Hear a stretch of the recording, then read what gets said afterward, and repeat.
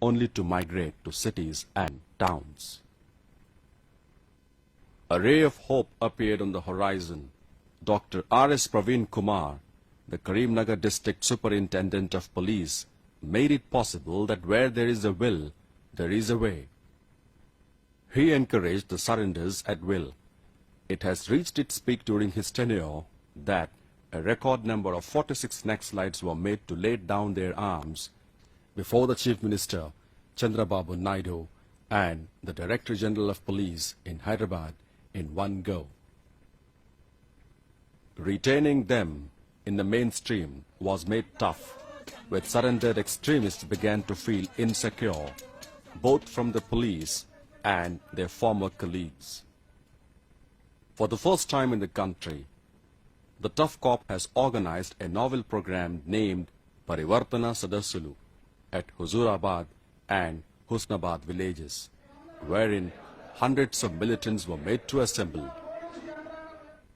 Their names were deleted from the police records after a close introspection.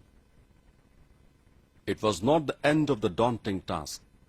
The problems after surrenders continued unabated with the Naxalites. Another unique program called Nimmajanam was devised to infuse confidence in the extremists. All the records pertaining to their pending charges were handed over to them, only to be burnt away. Their joy knew no bounds. This exercise has changed the face of Karimnagar district. Ever since all extremist groups began to feel isolated, the district corps went deep into the root cause of other social problems that has contributed to the growth of extremism. Illiteracy has been one among such problems with which the corps have decided to fight with. In Rangampet village, the corps motivated them to organize Ma Uriki Randi, Come to Our Village program.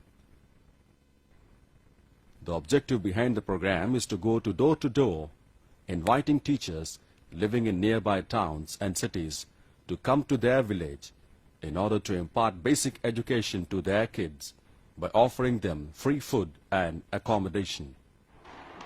What started on a small note once by Karimnagar Corps has soon transformed itself into a major movement statewide, inspiring the state government to issue a GO number 45, directing all its employees to reside at their workplaces.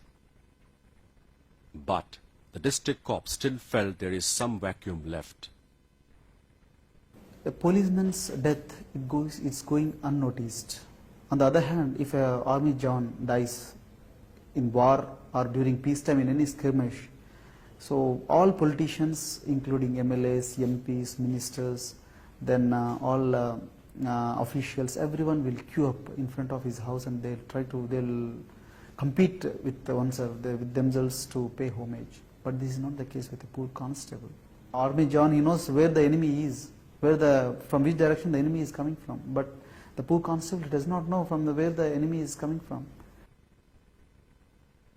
But this dejection did not last long. People of different communities responded positively to the call of the district corps. On the occasion of Martyrs' Day, for 3 days from October